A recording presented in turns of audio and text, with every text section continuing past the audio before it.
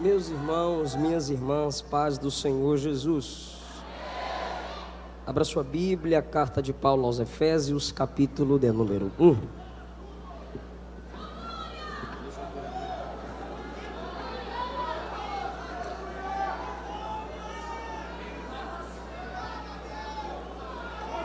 Carta de Paulo aos Efésios, capítulo de número 1.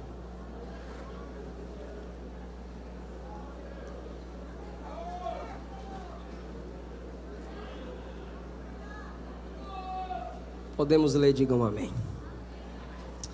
Paulo, a partir do versículo 1. Paulo, apóstolo de Jesus Cristo, pela vontade de Deus, escreve aos santos que estão em Éfeso e fiéis em Cristo Jesus: a vós graça e paz da parte de Deus nosso Pai e do Senhor Jesus Cristo. Bendito o Deus e Pai de nosso Senhor Jesus Cristo, o qual nos abençoou com todas as bênçãos espirituais nos lugares celestiais, como também nos elegeu nele antes da fundação do mundo, para que fôssemos santos e irrepreensíveis diante dele em amor.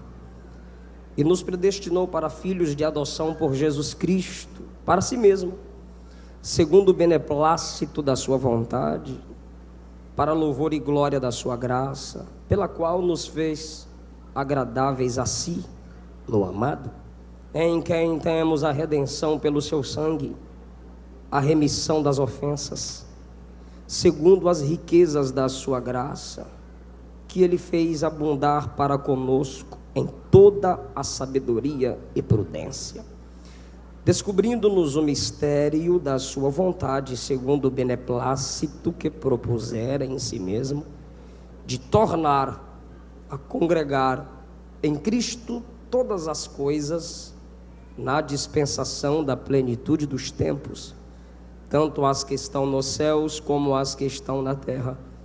Nele, digo, em quem também fomos feitos herança, havendo sido predestinados conforme o propósito daquele que faz todas as coisas, segundo o conselho da sua vontade, com o fim de sermos para louvor da sua glória, nós os que primeiro esperamos em Cristo, em quem também vós estáis, quando?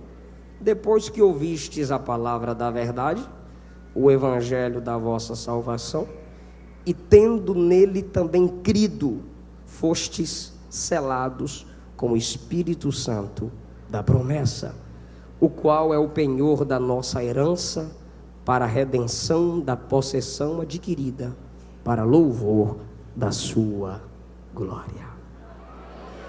Quem não leu Bíblia hoje pagou a dívida agora, né, irmãos? Os que podem, tomem os vossos assentos. Minha gratidão ao Senhor, minha gratidão à memória, à história, pastor Cezinho, minha gratidão ao Senhor pela vida do pastor Reuel, minha gratidão ao Senhor pela vida do pastor Henrique Reame. Obrigado, pastor, pela sua amizade, pelo carinho, pela atenção. Pastor Alexandre Bernardino, obrigado, sua esposa cantora Késia, que Jesus vos abençoe sempre.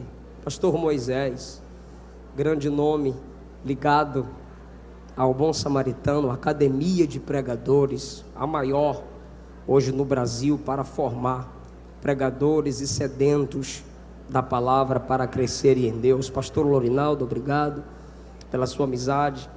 Pastor Eduardo Reis, grato pela sua presença, pelo seu carinho para conosco. Meu amigo, cantor, pregador Samuel Mariano, obrigado, meu amigo, também pelo seu apoio. Amigos que ministraram aqui, pastor Sinomar, pastor André, grandes homens de Deus, Leandro, Eliane Fernandes, que Jesus vos dê graça. Missionária Cálita, Deus te abençoe. É o terceiro Gideões, né, Cálita, aqui com a gente. Minha esposa, fica em pé, neném. Eu abri a mala e a gravata da cor da saia dela, coincidência, né, mozinho? Tá certo, eu não te conheço não. Obrigado, meu amor. Durante 6 semanas eu acordava, procurava a Luana na cama, não achava.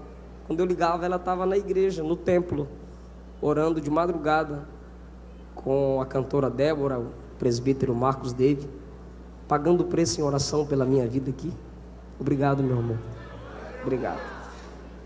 ADC, a igreja onde congrego, eles estão com um telão lá para me assistir. Que honra. Meu pastor presidente, pastor Darlan, onde ali eu sirvo a Deus diante do mesmo como vice-pastor ali na igreja. Eu trago um abraço da minha liderança para toda a igreja. Pastor Rafael Belo, meu manão, meu irmãozão, bonitão, belão. Obrigado. Queridos, eu quero falar com vocês, subordinado ao tema, um capítulo missionário.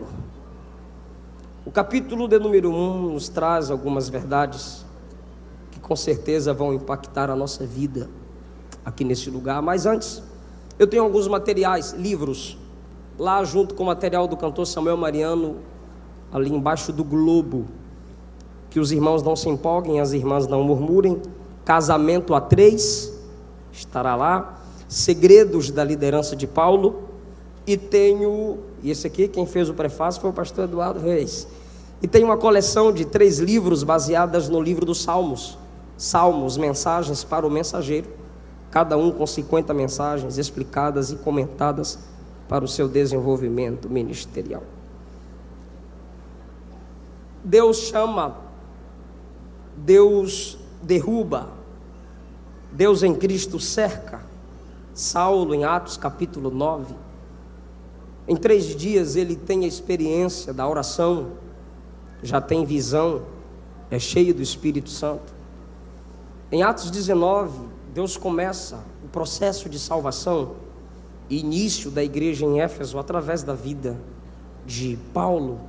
Quando cheio do Espírito Santo, ele ministra, ele ora por curas, ele prega o evangelho, ele prega estão aqui à esquerda o material? Aqui à esquerda? Ok. Pela unção de Deus na vida dele, a igreja é fundada ali, através desse grande homem. E chega um momento que ele tem que escrever. E ele escreve uma carta a esse povo, porém essa carta é tão profunda que ela é chamada de carta universal. E a partir do versículo 1 você percebe que Paulo, apóstolo de Jesus Cristo, escreve à igreja de Deus em Éfeso. Então, em primeiro lugar, o capítulo missionário revela a transformação, porque em Atos capítulo 9 ele usa cartas permissivas tomadas na sinagoga para prender os crentes, para maltratar os crentes, para destruir a igreja. E esse Paulo que usava cartas para prender a igreja, maltratar a igreja, agora usa cartas, escreve cartas para edificar a igreja, para avivar a igreja, para ensinar a igreja concernente às doutrinas bíblicas. Essa é uma lição de que Deus transforma o homem, enche com seu espírito e usa para a sua glória. Em segundo lugar, a segunda lição do capítulo missionário é que Paulo deixa claro que o nome vale mais do que o título. Quando você lê Romanos capítulo 1, Paulo, servo de Deus, apóstolo. Quando você lê a primeira carta aos Coríntios, Paulo, chamado para ser apóstolo. Segunda carta de Paulo aos Coríntios, Paulo, servo de Deus, chamado para ser apóstolo. Quando você lê a carta aos Efésios, Paulo, apóstolo de Jesus Cristo. Porque normalmente hoje, e a gente briga por isso, pastor fulano, e se eu fui consagrado, me chame primeiro pelo meu título, para depois me chamar pelo meu nome. Paulo primeiro coloca o nome dele, para depois colocar o título, porque para Paulo o seu nome vale mais do que o seu título. É por isso que naquele grande dia, muitos dirão: Senhor, eu preguei em teu nome, pregador. Senhor, eu profetizei em teu nome, profeta. Senhor, eu operei maravilhas em teu nome. Mas a questão aqui não é o meu nome, é o seu.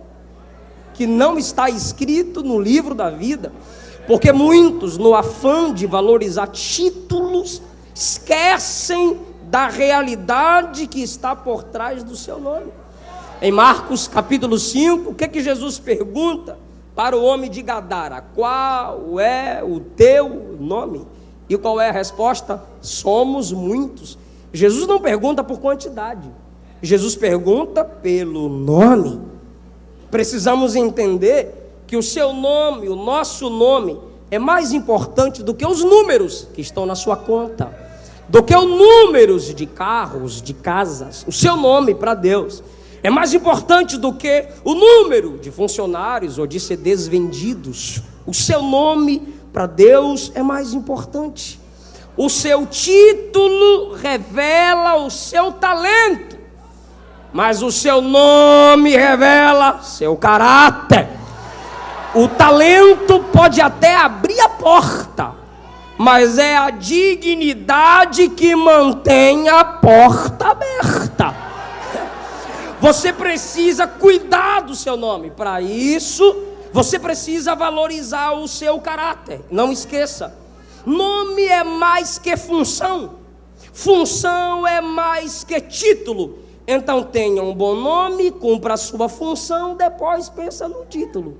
Paulo vai colocar primeiro o seu nome, depois o seu título. Mais importante que o título é você ter o nome limpo, é você prezar pelo seu ministério, é você valorizar a sua salvação em Cristo, é você valorizar a sua família, é você valorizar a história. O título mais nobre, alto e elevado no Antigo Testamento era homem de Deus, servo de Deus. Sim, precisamos entender que é o nosso nome que está escrito no livro da vida. Em terceiro lugar, o capítulo missionário, eu queria chegar aqui, cheguei. O capítulo missionário revela que a igreja tem dois endereços. Quantos? A igreja tem dois endereços. Perceba o que Paulo diz no versículo de número 1. Paulo, apóstolo de Jesus Cristo pela vontade de Deus. Primeiro endereço, aos santos que estão em Éfeso. Segundo endereço, fiéis em Cristo Jesus. Não é com Jesus, é em Jesus. A igreja está em Éfeso, mas também está em Jesus. A igreja está em Jesus, mas também ela está em Éfeso. Precisamos viver esse equilíbrio da igreja. Precisamos viver nessas duas dimensões. E a igreja consegue.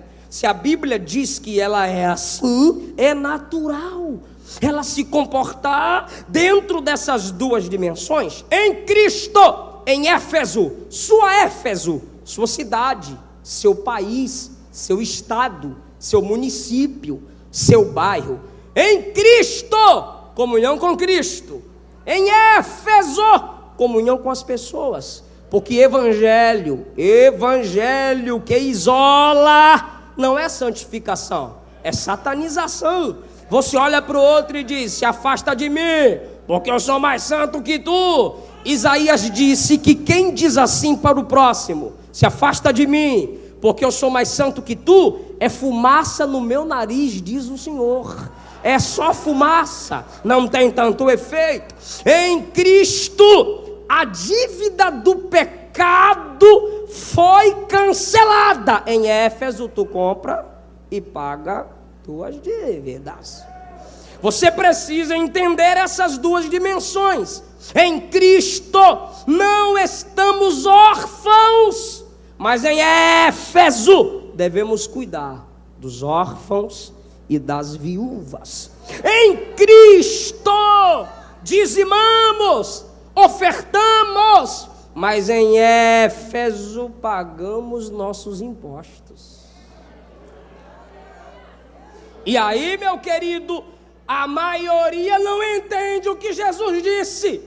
Em Cristo damos a Deus o que é de Deus, mas em Éfeso você dá a César Aí muitos de nós olhamos para Brasília e falamos: ladrões! Mas se você sonega os impostos, você também é ladrão. Olha lá para Brasília e diz: ladrões, Lava Jato neles, mas você compra pirataria. Você vende pirataria, tu também é ladrão. Aí você diz, você olha para Brasília e diz: Lava Jato neles. Aí o Espírito Santo olha para tu e diz: lavagem da palavra para tu.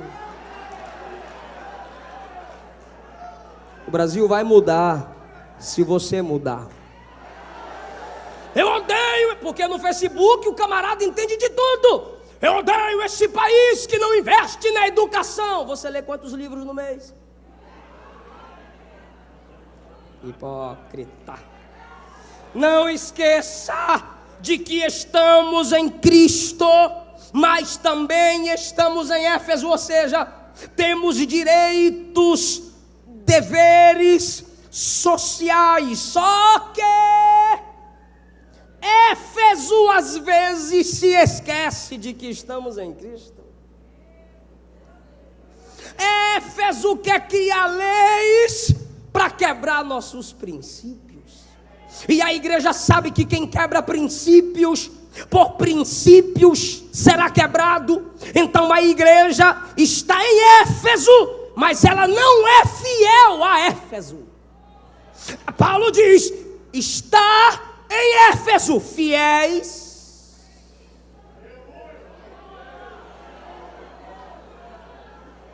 Onde eu quero chegar? Voa não, fica comigo. Eu anotei aqui. Já tem lugares que querem excluir a religião do governo e da política. Crenças religiosas nunca devem ser mencionadas em atividades governamentais ou prédios públicos.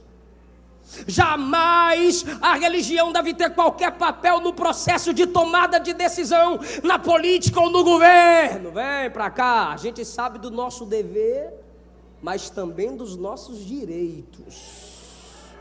Já estão se opondo às orações no início de reunião na Câmara de Deputados, vereadores. Os 10 mandamentos que sejam tirados de lugares públicos. Estão querendo proibir manifestações religiosas em escolas de ensino médio. Estão querendo impedir orações de eventos desportivos, nem mesmo menção do nome de Jesus. Por quê? Nem mesmo menção do nome de Jesus. Estive numa casa de recuperação em Goiânia. O pastor pediu oração, porque estavam tentando proibir de usar, falar o nome de Jesus em casas de recuperação. Por quê? Porque o diabo sabe que esse nome cura, liberta, transforma, resgata. É por isso que eu te aconselho: não critique, não zombe, não despreze os nossos representantes políticos. Não despreze aqueles que Deus abre acesso aos líderes governamentais. Nós estamos em Cristo, mas também estamos em Éfeso. Mas alguns crentes imaturos têm a coragem de dizer: não, isso é normal, a igreja tem que ser perseguida assim. Não adianta tentar nada. E se nossos pais pensassem assim antes de nós? Não teríamos a liberdade religiosa que temos. Moisés teve acesso a Faraó e trabalhou em benefício do povo de Deus. Neemias teve acesso ao rei e invocou em benefício do povo de Deus. Mardoqueu era o segundo na hierarquia depois do rei Xerxes, juntamente com Esté, tiveram acesso em benefício ao povo de Deus. Misael, Ananias, Azarias tiveram influência, porque Daniel tinha acesso ao rei. João Batista, em Lucas 3,19, a Bíblia diz que ele pregava a verdade, repreendendo Herodes, um líder político. A Bíblia diz em Atos 24, 25, que Paulo pregava ao governador Félix sobre a justiça, temperança e juízo final.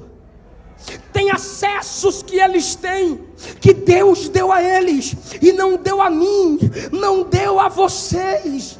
Então vamos orar como a Bíblia ensina, vamos abençoá-los, vamos profetizar a sabedoria de Deus. Eu não estou pregando uma dependência do governo. A igreja não depende, a igreja conta. A maior dependência da igreja é de Jesus de Nazaré. Mas nós temos nosso papel a cumprir como habitantes de Éfeso.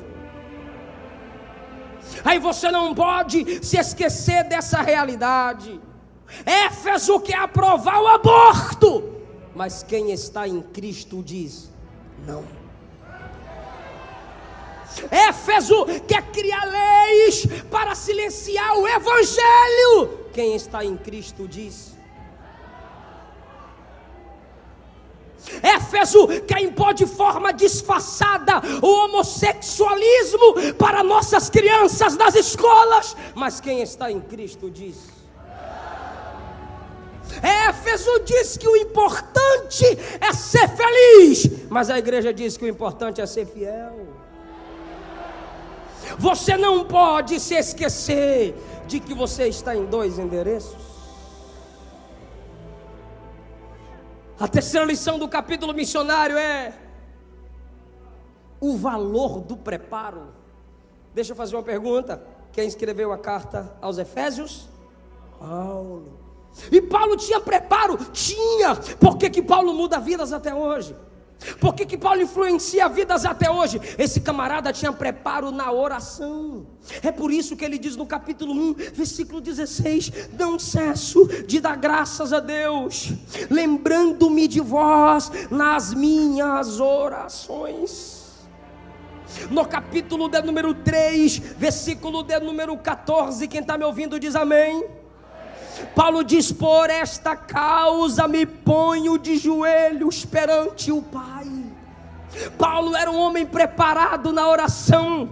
Capítulo de número 6, versículos 17 a partir, escuta isso: tomai o capacete da salvação, a espada do Espírito, que é a palavra de Deus. Como Paulo? Orando em todo o tempo, com toda oração e súplica no Espírito, vigiando nisso com toda perseverança e súplica por todos os santos. Versículo 19: orai por mim também.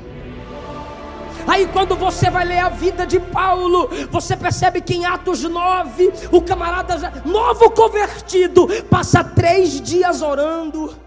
Em Atos 13, na primeira viagem missionária, a Bíblia diz que ele foi enviado pelo Espírito Santo enquanto orava e jejuava. Atos 16, 13, a Bíblia diz que ele saiu procurando um lugar para orar e achou à beira de um rio. Atos 16 também diz que Paulo e Silas orava e cantava na prisão. Atos 20, 36 diz que Paulo se pôs de joelhos e orava com todos. Atos capítulo 21, 5 diz que Paulo orava de joelho na praia. Segundo aos Coríntios capítulo 12, versículo 7, ele disse: eu orei 3 vezes para que o Senhor afastasse o espinho da minha carne, mas quando eu acabei de orar, o Senhor me disse: Paulo, a minha graça te basta e o meu poder se aperfeiçoa na fraqueza. Tem gente que é considerado grande porque é famoso, mas para Deus grandes homens são homens de oração. Eu me lembro quando na minha infância a minha mãe me mandava banhar às 17, 18 horas.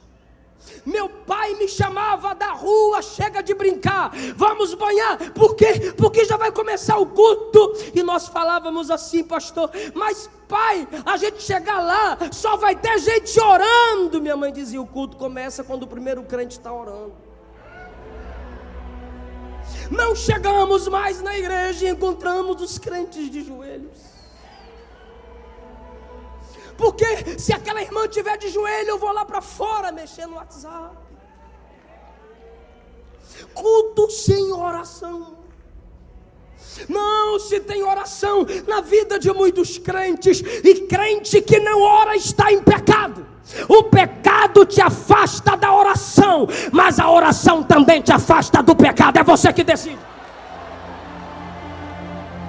Igreja que tem falta de poder. Põe retorno para mim, por favor. Segurei até quando deu. Igreja que tem falta de poder é porque está faltando oração. Cantores, pregadores, técnica a gente aprende, eloquência a gente aprende, agora unção.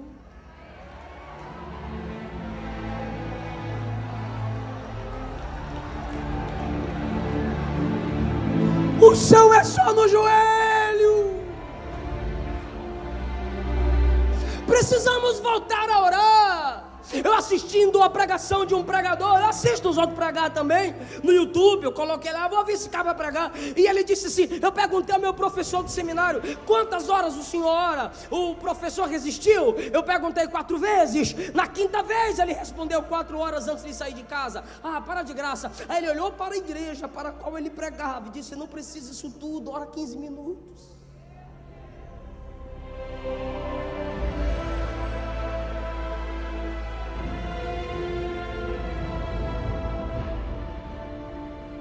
É por isso que a técnica tomou o lugar da unção.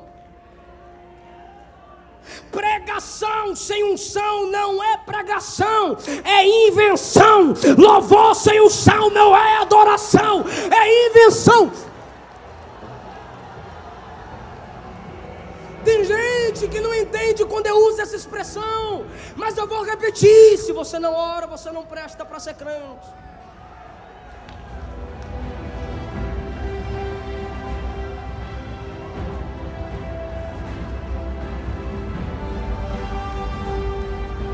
Se você não ora, o diabo vai te derrubar mesmo. Se você não ora, você vai desviar mesmo. Se você não ora, você vai para o inferno mesmo. Mas pastor, eu estou fraco. Um crente fraco de joelho é mais forte do que 1000 demônios de pé.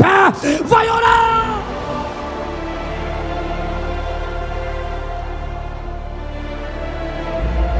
Vai orar!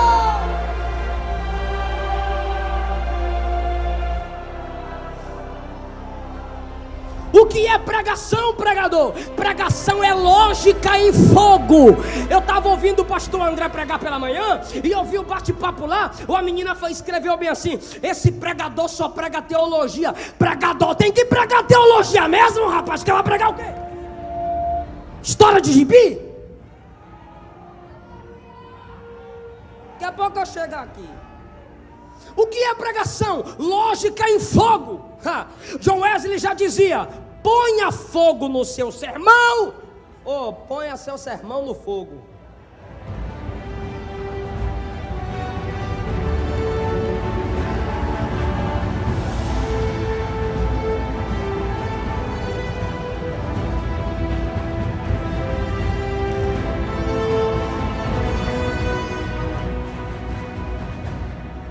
Paulo tinha preparo na... para de graça. Paulo tinha preparo na... Em segundo lugar, Paulo tinha preparo na palavra.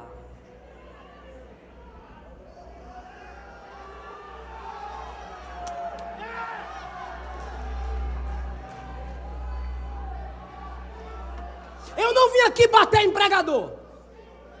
Eu não sou o pastor de vocês. Meu pastor me mandou uma mensagem hoje pela manhã bem cedo. Perdão, eu não entendi o senhor me ligou, estava rindo. Meu filho, cada ovelha aí tem seu pastor. Deixa que o pastor corrige, Erinaldo. Meu pastor disse. Ele disse, mas fale o que está na Bíblia. Mas o que eu estou pregando aqui, eu não estou batendo em vocês, o que eu estou pregando é um clamor. Vamos ler Bíblia, filhos. Filho, está na Bíblia, só prega a Bíblia. Não força o povo da glória, porque intimidade forçada é estupro. Só prega a Bíblia que ela se garante. Estuda a Bíblia, meu filho. Eu já errei muito. Meus pastores me ajudaram. Meu pastor Darlan tem me considerado. Ele disse assim: se você está pregando 20, 25, viu que ficou ruim, para. O povo vai dizer: foi ruim, mas foi inteligente.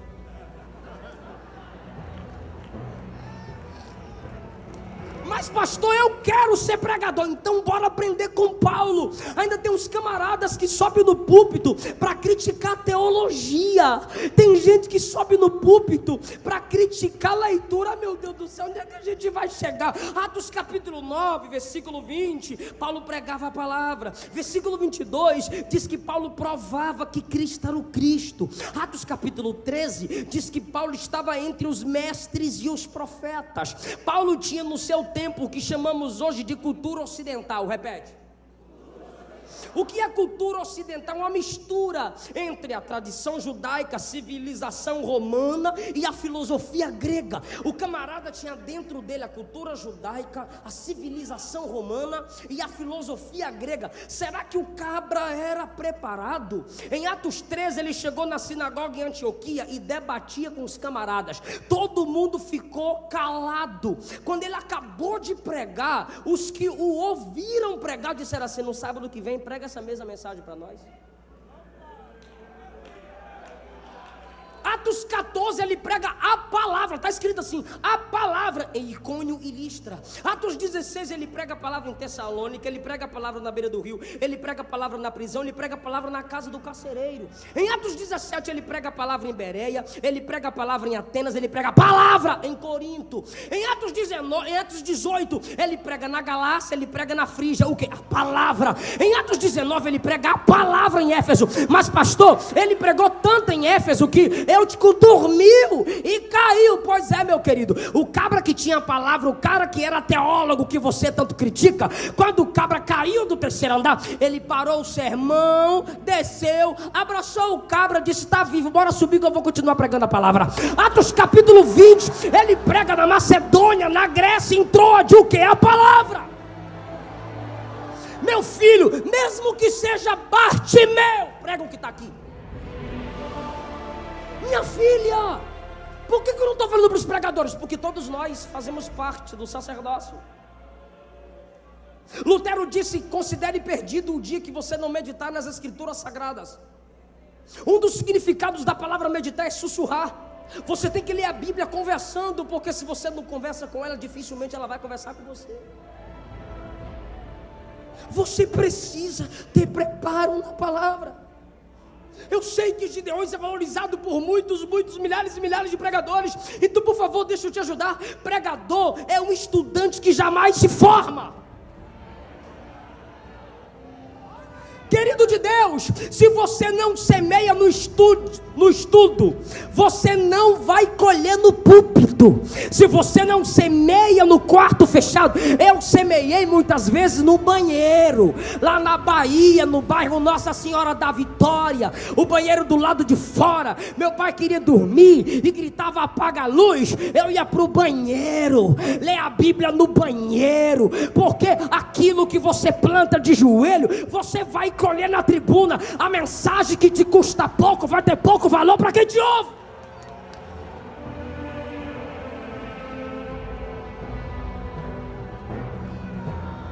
Grita muito e não comunica nada, muita palha, pouco trigo, muita serpente, pouco pão. Vamos ler a Bíblia, vamos pregar a Bíblia, vamos viver a Bíblia. A igreja precisa da palavra.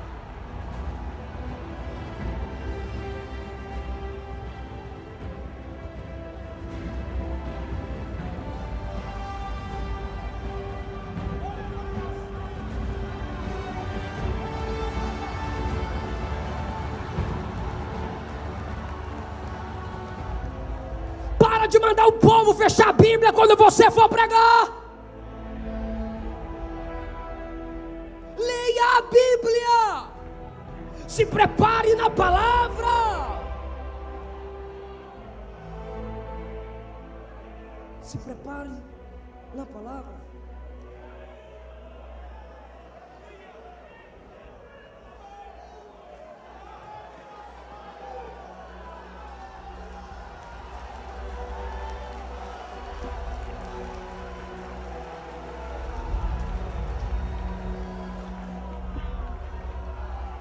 Em quarto lugar, o capítulo missionário revela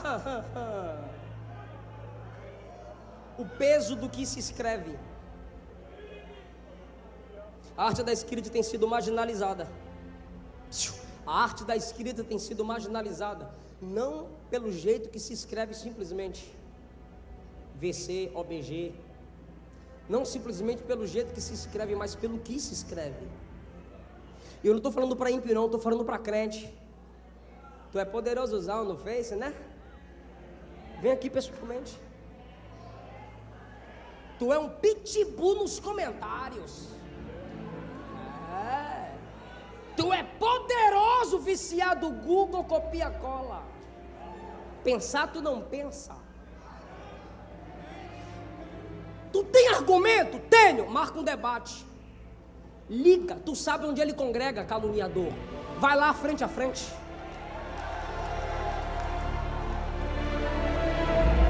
Não entende de política, mas quer criticar. Nunca fez um curso básico de teologia, quer criticar pregador. Leu apenas umas frases de Calvino, já quer criticar a Assembleia de Deus. Nunca leu nada de Armínio, já quer se tornar um debatedor. Querido, aí alguns deles escrevem assim: se sua mensagem não tiver base em John Knox, em Calvino, e começou a citar muita gente e disse: sua mensagem não presta. Queridão, cada um deles tiveram o seu tempo e fizeram sua história no tempo deles. Passado é referência, não é direção. Direção não é qualquer um desses homens, pois eles passaram. Direção para nós é o Cristo, que foi o mesmo ontem, hoje e será eternamente. Ele continua na história.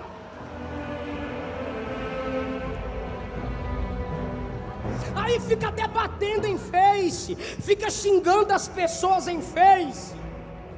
O Facebook hoje está se tornando o paraíso da superficialidade. Pastor Alan Brizotti disse que viu um camarada postar assim: quem ora é de oração. Aí um cabra escreveu lá embaixo: forte.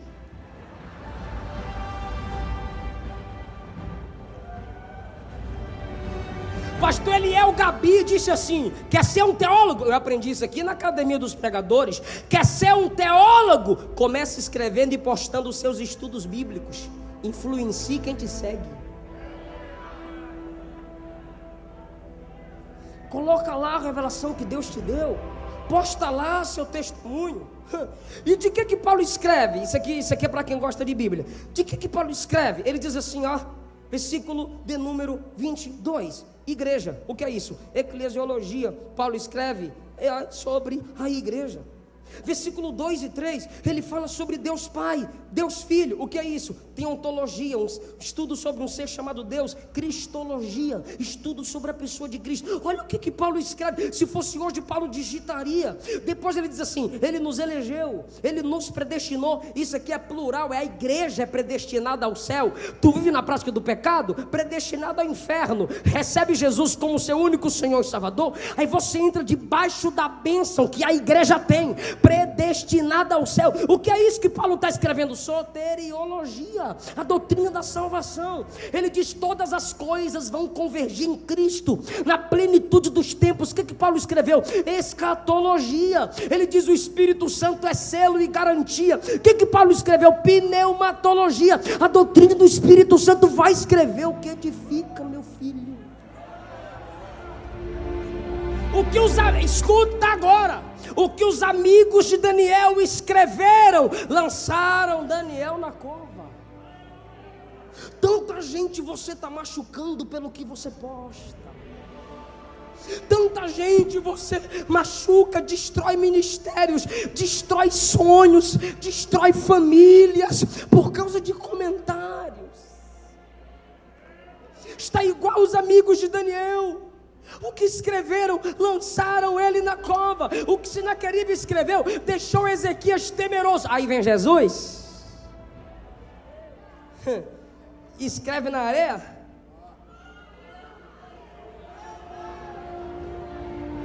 E livra a mulher da morte. E a nossa geração, com toda a tecnologia, é diferente de Jesus, porque Jesus escreve na areia, gera liberdade, vida e perdão. A gente tem toda a tecnologia e o que escrevemos são as próprias pedradas.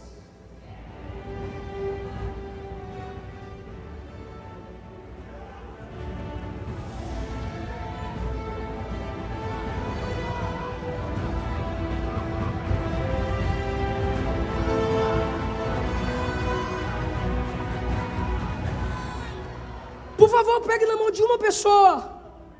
Levante a mão de uma pessoa. Diga Provérbios 3. Está escrito: amarra a sabedoria nos teus dedos.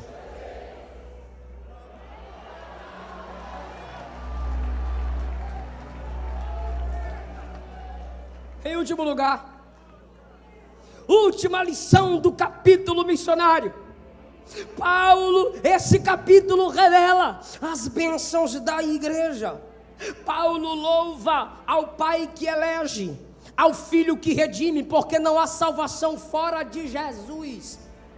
Paulo louva ao Pai que elege, ao Filho que redime e ao Espírito Santo que sela. Só que eu disse, escuta, Paulo diz assim: ele nos selou com o Espírito Santo da promessa. Ele nos selou com o Espírito Santo. Eu queria ouvir vocês, que isso é muito chique. 1, 2, 3. Ele nos selou com o Espírito Santo. Bem melhor. 1, 2, 3. Ele nos selou com o Espírito Santo da promessa. A Bíblia fala de selo. A Bíblia fala de selo. Gênesis 39.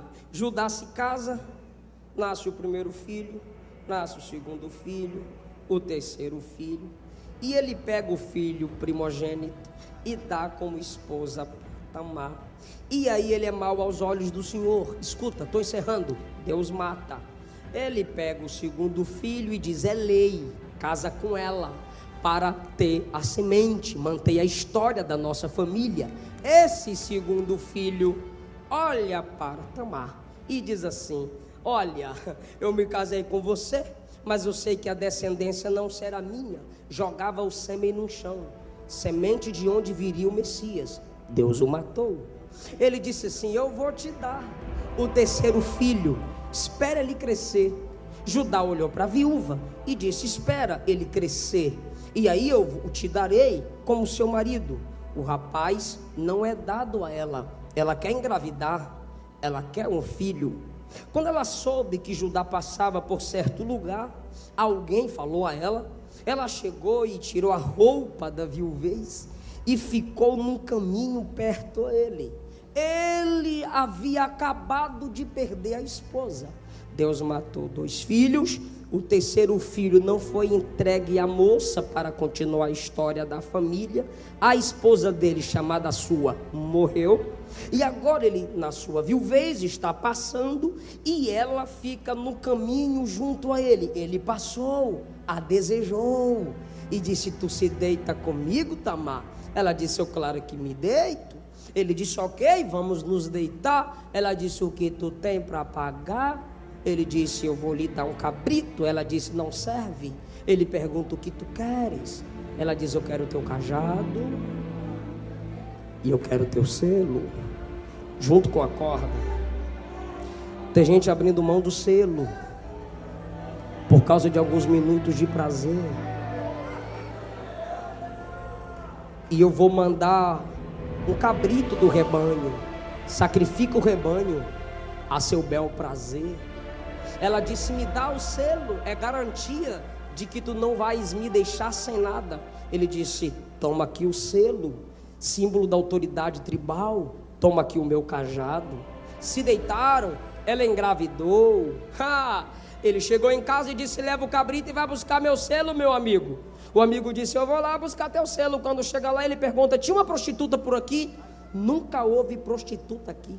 ela não é prostituta só porque ele a viu como prostituta, porque não são seus olhos que definem as pessoas. Nunca teve prostituta aqui. Voltou e disse, disseram que nunca teve prostituta lá. Ela volta para casa, 3 meses depois, ela tá buchudinha. Chegaram para ajudar e disseram, Tamar tá grávida, Tamar adulterou, Tamar não cumpriu o tempo da viuvez, Tamar não foi fiel. Judá, o hipócrita, se levanta e diz, traz ela, coloca perto da madeira e vamos queimá-la. Por quê? Porque ela é mentirosa. Judá, ela é mentirosa, ela pecou, ela não cumpriu o acordo, sendo que era ele. Quando ele diz, vamos matá-la, ela puxa o cajado e diz, de quem é isso? É meu. De quem é o selo? É meu. O filho também é teu.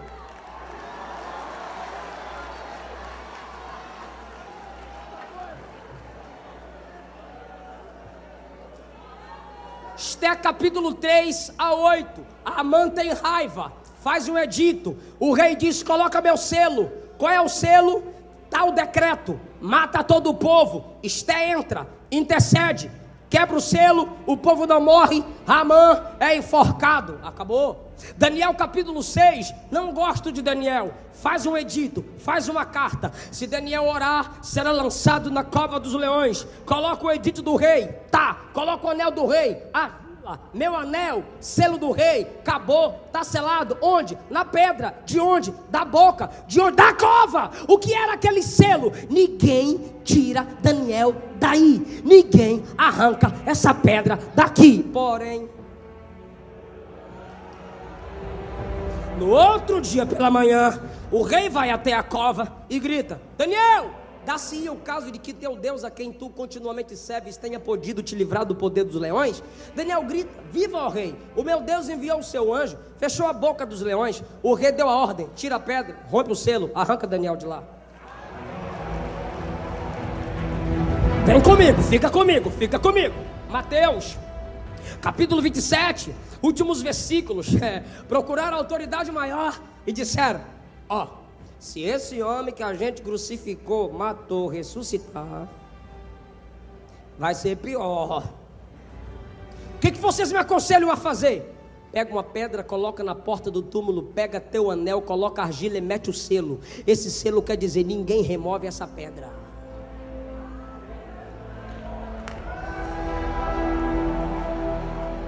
Esse selo quer dizer, ninguém arranca essa pedra. Mas Mateus 28, pela madrugada houve um terremoto, o anjo de Deus desceu, removeu a pedra, sentou-se sobre ela. Quero ver quem vai me tirar de cima dessa pedra. E Jesus ressuscita. O selo foi arrancado. Vai comendo.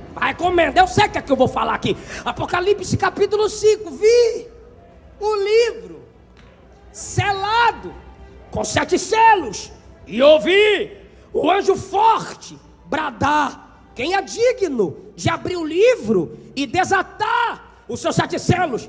Isso aqui é para quem está ligado. Ninguém na terra, Jesus já tinha saído, ninguém no céu ainda não tinha chegado. João chora. Quando João chora, o ancião diz, quando o crente chora é diferente. João, eis aqui a raiz de Davi, o leão de Judá que venceu para abrir o livro e desatar os selos.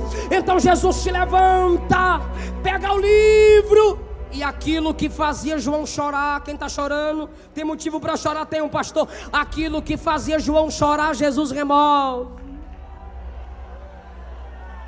Selo por selo, Jesus removeu. Só que Paulo diz assim em Efésios 1, ele nos selou com o Espírito da promessa. Ele nos selou com o Espírito Santo da promessa.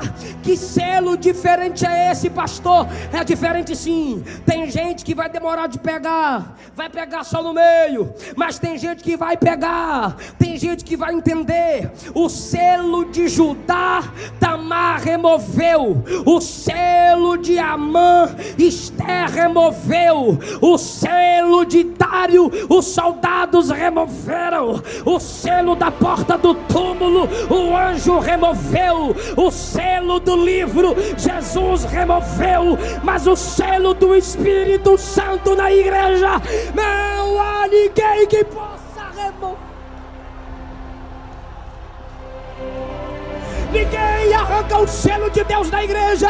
Tem gente dizendo que a igreja no Brasil está acabada. É mentira, ela está selada, ela está selada, ela está selada. O Espírito Santo não desiste. Ele não desiste da igreja, ele não desiste da noiva. Oh pastor, mas eu caí, ele te levanta.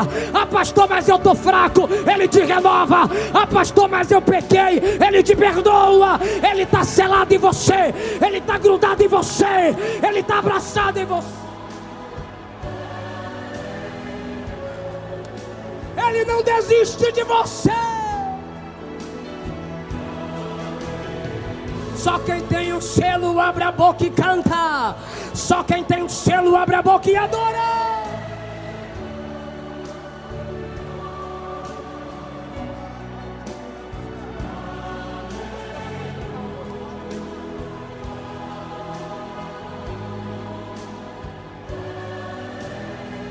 Para o fundo, deixa eu ouvir só a igreja selada adorar.